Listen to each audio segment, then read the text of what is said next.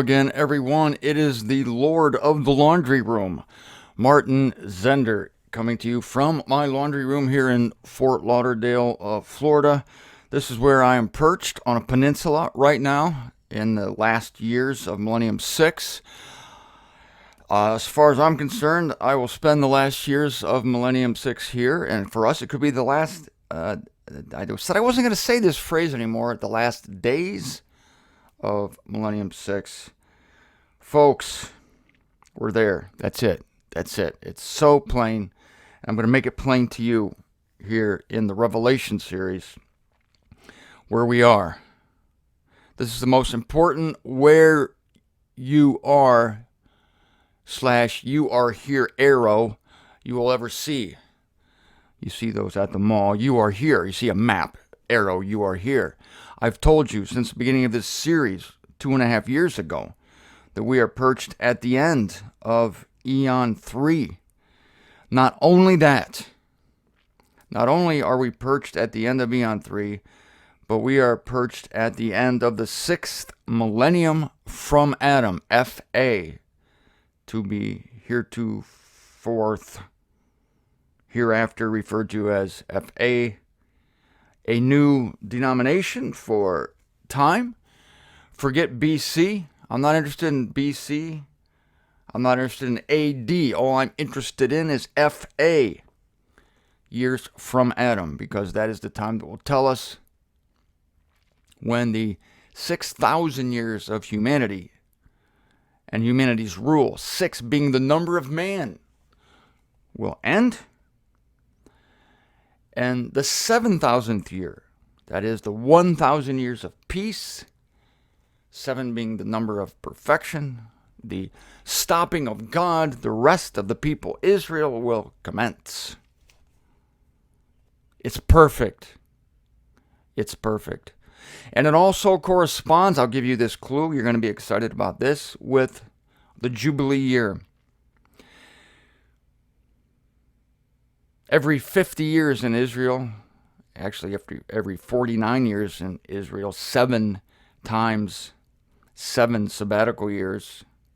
The sabbatical year, of course, 7s. God's time periods are loaded with 7s. Every 7 years, the Israelites were supposed to let their fields lay fallow, and they were supposed to rest and trust God. 7 of those time periods, 7 times 7, would be 49 years, and that was the year of the Jubilee, when anyone who had sold land to another person, that land would revert to them. Anyone who was sold as a slave, that person would return to his patrimony. And I'll have you know that there is a Jubilee coming up. In correspondence, in conjunction with this 6,000 year time frame. And I will tell you exactly why I say 6,000 years. I will tell you of the 6,000 / 7,000 year plan.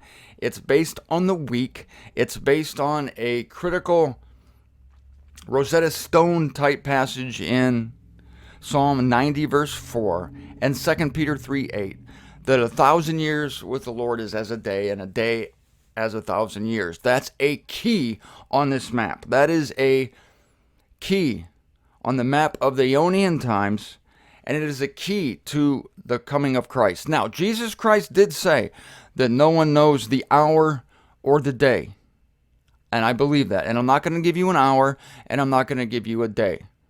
But he didn't say anything about the month or the year, did he? How interesting. Because Jesus said no one knows the hour or the day, I am told by certain factions that therefore no one will know the time. But that's ridiculous, because I will give you quotes throughout this series, within the series, that Jesus Christ promoted a waiting and a watching for his coming. He spoke of the cycles of the fig and the fig tree. Why would he do that? Unless he wanted the general time to be known. He doesn't want the specific day known. He does not want the specific day known. Otherwise, he would give it. But he for sure wants the season known. And a season is more specific than a year. A season is a month. based on the agricultural season in Israel. The first fruits, the ingathering, the first fruit at the beginning of the year, which was March/April, the year Nisan, and then the year Tishri in October, the ingathering, the fullness, tabernacles. That Feast of Tabernacles at the end of the year, the ingathering, has not yet been fulfilled. Passover has been fulfilled. Pentecost has been fulfilled. Tabernacles is yet to be fulfilled. This will correspond perfectly to a season. It will correspond perfectly with a sabbatical year and a jubilee year. And not coincidentally, a year that is 6,000 years from Adam. Adam begins the times of humanity. For humans to run the world. 6 is the number of man in Scripture. Great book. I just ordered another copy of it because I can't find my original copy. Is Number in Scripture by Dr. Bullinger. You can find it at Amazon.com. I am told also Clyde Pilkington carries it at StudyShelf.com. 6 is the number of man. God created the world in 6 days. On the 6th day, he created Adam. That was the year 0000. And there is a way to compute the number of years from 0000. What better starting point is there than the creation of Adam? 0000. It is true that there was a time before that. There was an eon before that was disrupted. Adam was created shortly after the disruption of the world. This is why yesterday I made the important correction that the 6,000 years from Adam comprises 2 eons, eons 2 and eons 3. There are 2 eons after this one, eons 4 and eons 5. Everything's symmetrical. There are 5 eons, there are 3 worlds, there are 6 millennia, leading to the 7th millennia. Actually, if you want to say that, there's 7 millennia. 7 millennia. Then the 7th 1,000-year period, God reaches his goal. And there are also days. There are 3 days of Christ being in the grave. There are 3 days. He said, destroy this temple in 3 days, I will raise it up. Did you know that there are 3,000 years from Adam, 3 days, with 1,000 year as a day until the construction of the first temple? The first temple occurred exactly 3,000 years after the creation of Adam. The Ark of the Covenant came into Solomon's temple. And 3,000 years later, Christ will build the real temple upon this earth, and there will be worship on the earth for 1,000 years with Jesus Christ as the chief priest and Israel as the priesthood nation. God's times and his seasons are perfect. This is so obvious to me now. What this 6,000/7,000 year program of God's times does is it allows us to know the season and to know the year. And I'm going to give you a year. And this year corresponds with a Jubilee year, which is every 50 years. Now, there has been some discrepancy counting the years from Adam. The Jewish calendar is actually 120 years off. If you look at 6,000 years from Adam, if you look at that clock, FA, if you look at the years FA, you will see some sites give you that we are 5,773 or something like that years from Adam. But that's the Jewish reckoning. That's the Jewish reckoning. The Jewish reckoning is 213 years off. And some, to explain this, say the reason is that they purposely skewed the calendar so that no one post-Christ could go back, say, to the prophecy of Daniel chapter 9 about the 69 sevens of years given to the people of God and compute that the Messiah actually came. From the time that for the rebuilding of the temple under Nehemiah to the time of the coming when Messiah would be cut off were 69 sevens of years. I think that's 430 years. I'm no good at math, but folks, I'll tell you this. This whole thing is a struggle for me. I am struggling to grasp just the fringes of this thing, and I'm bringing it to you. This is why I told you I have needed time away. I have not answered very many emails. It is more important for me at this time and for you to study, to concentrate, to go into the Arabian desert, as it were, to bring information to you. I am much more valuable to you bringing more information to you, more books, more videos. I am much more valuable to you in that capacity than I am as a personal correspondent, as somebody who's talking to you. I have to look at the value and how I'm going to use my time in the final years of Millennium 6. And folks, this truth, this knowledge of this truth, which is verified in more than 2 sources, I'm going to give you those sources. One of the sources is Chronology of the Bible by F.H. Bader. I'm showing you that on the laundry cam right now. Chronology of the Bible, F.H. Bader. This is a man who has translated the scriptures. I introduced you to his translation of the scriptures back on part 50 of the Secrets in Daniel series. And in part 50, I told you that F.H. Bader had translated the scriptures that I thought was superior to the concordant literal New Testament. It was more consistent, less readable, more consistent. F.H. Bader was a German who gave credit to A.E. Nock and the translation of the concordant version. Bader has done incredible work, scientific work. Really, this book is the hardest book I've ever read in my life. It's so difficult. Much of the material in this book looks like my high school algebra book. It is so complex, the computations. And yet this has been verified by another scholar in the late 1800s. I'm going to look at both these gentlemen. And of course, the Jewish computation would be wrong. What would you expect from the people who brought you worshiping at the Wailing Wall, sticking tiny little prayer requests into a wall that they claim to be a remnant of the temple, but which is actually a remnant of the Roman barracks? And these are the people who brought you missing the Messiah. These are the people who brought you the crucifixion of their own Savior. And it has been thought that they cooked the books and they screwed up the numbers on purpose so that modern Jews could not go back to the prophecies of Daniel concerning the 70 sevens and the 69 sevens that has already transpired when Messiah was cut off. That's 630 years, 69 sevens. I'm not good at math. I'm standing on the shoulders of great men who have done this work, and I am reporting this to you. This book is relatively unknown. The translation done by Bader, F.H. Bader, known as the Writ or the Devar translation, is generally unknown. I am heralding it, just like I have heralded the concordant version for 24 years now. I've promoted it. I didn't do this work. This is not original work. I do have one original contribution to this discussion, and I will give it to you before this series, within the series, is over. I think it's an important contribution.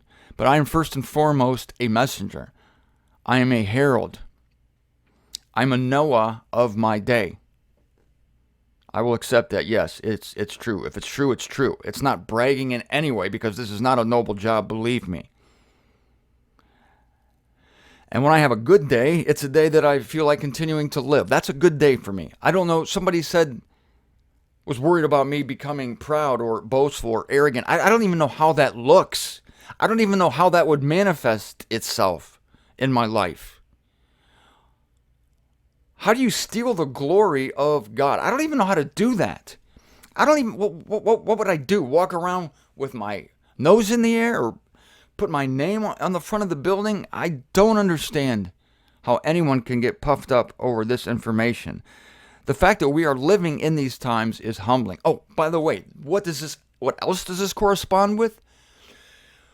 Earlier in the series, I told you about these compressed time, the compressed era. In the end, knowledge will increase. And I told you how I showed you some charts with exponential lines of how the earth, how the world, how the system, this cosmos is being complicated of how the information that we have available to us rises exponentially with each month. How the speed of travel has increased, the speed of information, the power of humanity in TNT, dynamite, in horsepower, in everything, computing power, the ability to wage war, the ability to destroy ourselves. The earth has never been available to us until the late 1800s, the early 1800s, with the Industrial Revolution. Everything is coming together. The sabbatical years, the years from Adam, the exponential rise of knowledge and complexity and destruction power and information. And the war between the East and the West that was prophesied by Daniel. The war of Christianity against Islam. The rise of Islam. The 2,000 years from Christ, which is exactly 40 sabbatical years. 40 being the number of trial and testing. I meant to say 40 Jubilee years there, not 40 sabbatical years. 40 sabbatical years. Sabbatical year was 7 years, so 40 sabbatical years would be 280 years. The Jubilee was every 50 years, so 40 Jubilee years would be 2,000 years. And that's what I meant to say. I guess I got a little too excited. Okay, back to the regularly scheduled program in progress. It's perfect. Exactly 2,000 years from the year 28 to the year 2028. What happened in 28? Jesus Christ's public ministry is announced. He's baptized in the Jordan River. He's announced as the Messiah to the world. God says from heaven, "This is my Son in whom I'm well pleased." It was exactly 4,000 years from Adam to Christ. I'm giving you an overview here. The psalm I referenced also that speaks of 1,000 years as a day, also speaks of 1,000 years as a watch in the night. There are 4 watches in the night. There have been 4,000 years of darkness between Adam and the coming of Christ, which represents 4 watches of the night.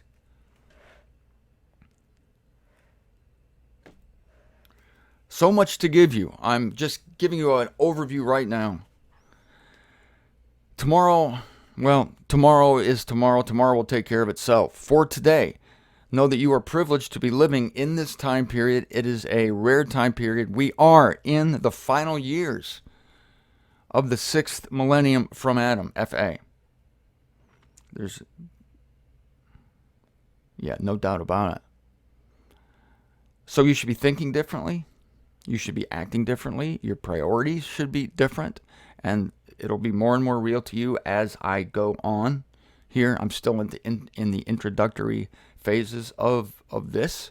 I planned on getting more specific today, but it was impressed upon me to give you more of an overview again. And so that's what I have done. Those of you, again, who have contributed to this work, thank you. This is my thank you to all of you. Consider this, again, a corporate thank you, because I'm really concentrating now.